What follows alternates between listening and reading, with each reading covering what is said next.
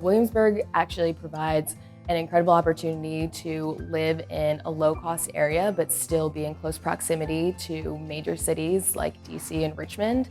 A lot of things are walkable from campus. You get the small college town vibe, which I hadn't experienced before. Williamsburg has a bus and trolley system that's free for William & Mary students to use to get around town.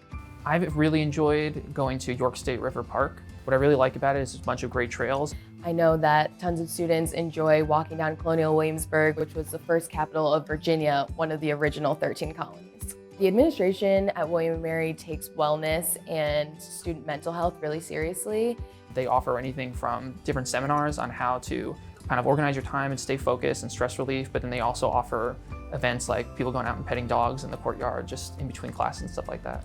There are service projects for students to get involved in. Some of them are a bit more traditional, helping out in the local community, working at like a soup kitchen, things like that, but there's also ways to serve your community through actual legal services. There are clinics that students can enroll in.